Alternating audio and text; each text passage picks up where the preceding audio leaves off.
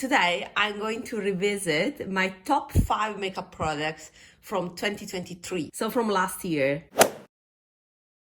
Last year I made some intricate videos. I remember that I went through all my purchases, described them, and then I did the top 5. It wasn't the best choice because it was too intricate of a video idea, and few people reached to the final point of my top 5. But these were my top 5 from last year. At 5th position, there was this. And it was my first experience with the Guerlain meteorites. And I decided to, give to this product my word because of what reminded me of. And as you may know from previous videos, I'm really into the beginning of 20th century in terms of art and architecture. And this reminds me again of that period. It reminds me of the grandeur of Paris in the first 20 years of the 20th century. Those associations were crucial to me to make this product to the top 5. And the main reason is the packaging, of course. But if you consider the product, this is the status of the product, so practically almost new. I've been using this product, but to be honest, I prefer my Hourglass palettes. Nonetheless, I purchased other 2 cans of this meteorites in 2024. I'm going to declutter one, the multicolored one that is quite similar to this one. And I also picked the Pucci one that is exactly like this in terms of color, but with a new fragrance, while this one has the old violet fragrance. I like this in this period of time. So when it's winter, my skin is lighter, and these can give actually an ethereal look. The problem is the format, but I solved it with the proper brush. My favorite is the Refer brush. I will put thumbnail of the video where I talk about the specific usage of that brush with these pearls. So that part I've solved it, but of course they are less practical than a pressed powder. My favorite is the Hourglass. It's fragrance free and it is, in a more practical format. That is the truth. But nonetheless, I continue to use this. So it's not that I forgot about this, but it wouldn't make my top 5 anymore because of these disadvantages.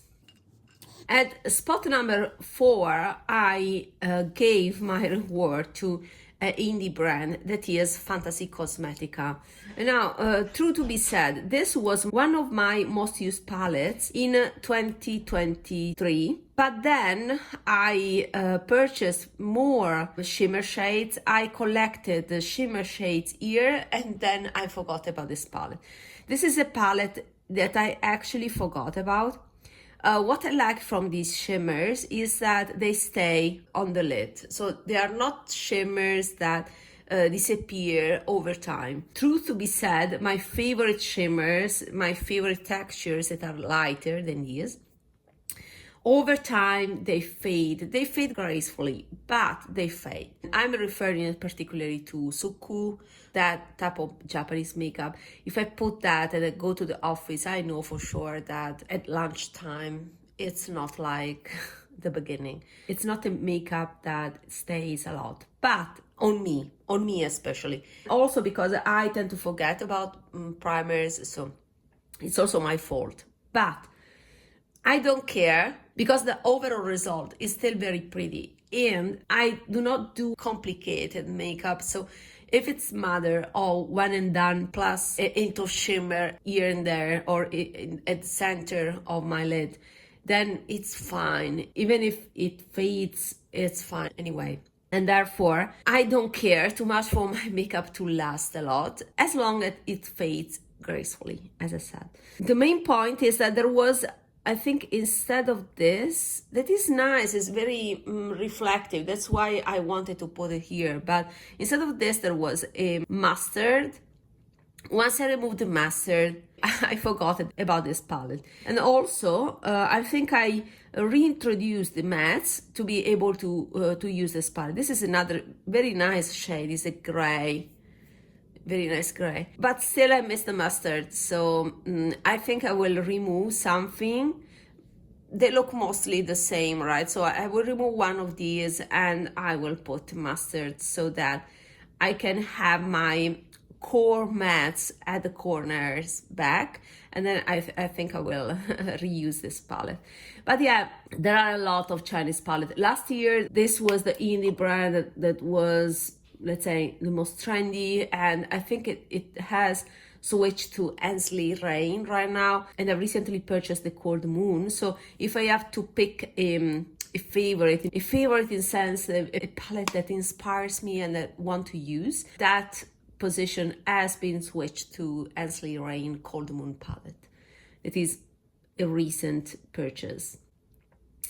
But I tend to stay away from these indie brands. I'm saying something unpopular here, but I think they are mostly all the same. Also, the type of formulas are kind of standard. They are made in China, so I prefer palettes that are made in Western part of the world for different reasons, ethical. So if I can, I like to support Western manufacturers, but I like the creativity nonetheless. I mean, I'm not strict to this rule. That is just a preference. If I find something that is original, like this was, or like the Cold Moon, as Lily Cold Moon is, then I give my money to these brands. I like this palette because it was a neutral, cool attempt in a world full of warm palettes. That's the reason why I appreciated this a lot. And for the long-lasting quality that I have to credit to this palette.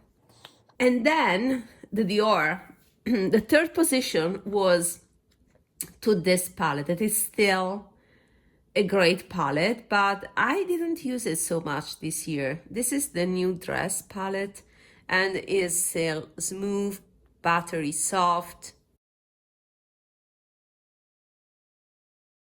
Okay, now I did something bad. Okay. I think this is a very elegant palette. You can see here, this was the standard powder formula by Dior before the reformulation. I have a video about the Dior formulas from the point of view of a consumer, of course. This is a great neutral warm peachy palette. You have some coolness in this taupe. That is the reason why I purchased the palette. I like the combination of the taupe and this warm brown. I think it's a romantic palette, very soft and feminine. It would be still in my top 5. Although I didn't use it a lot, I'm gonna use it now that I will move. I'm moving abroad for work and I need to declutter a lot. There will be a declutter and big sale where I will try to get rid of most of my makeup collection. This is definitely something that will stay because it's the perfect office appropriate palette that will come with me abroad. Second position, I gave the second position to this highlighter. And this is Tom Ford highlighter from last holiday collection. Soleil Neige Rose Risé. And this is an amazing highlighter, but I don't use so much the highlighters. This is still my favorite. You see how smooth it is. This is the main reason I'm decluttering the Dior Pastel Glow, because I could dupe. This is a perfect dupe of the pink in the Dior Pastel Glow. Make the GELÉE formula is pink, but it's light. Is a great color. This is a smooth highlighter that I can use. It's not glittery, I mean, like most of the latest highlighters. I have to admit, I didn't reach for it a lot, and you can see it's practically pristine, apart from the swatches that I do for the videos. It's a pity because I paid 90 euros for this. This is a reminder not to buy Tom Ford because Tom Ford is so expensive. It's not unique enough anymore. In past times, I'm talking about 15 years ago, 10 years ago, you had a feeling that was expensive but still was bringing something unique and classy in the makeup realm. But right now it's just overpriced. I mean, many other brands have these formulas at much better price point, and if you are interested in which are the other brands that have in their range Baked Gelée products, then check my Baked Gelée list and you will find them all listed and categorized. The first position went to this palette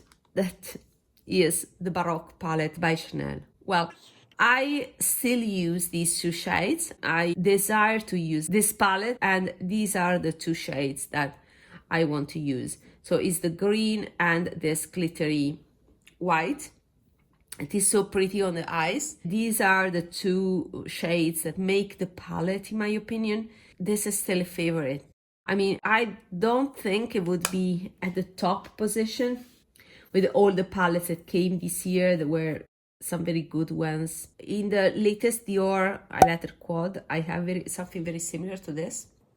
But this is convenient to bring because it's still in a shadow quad instead of the big highlighter palette. And this green is quite unique. I mean, it has a amazing formula, and it is this satin quality, vinyl quality. I called them vinyl mattes last time because of this shiny quality. It would be still at a top 5 of my most used makeup, let's say. Out of these, the two products that I would bring with me and they will come with me abroad will be these two. And the other ones, I have better options for. This is not that, this will stay as well, but it's a regret for the price point. So it's a lesson learned. Hope that this was useful. Let me know if you have products that you loved last year that you continue to use this year, what you instead have forgotten. See you in my next video. Bye.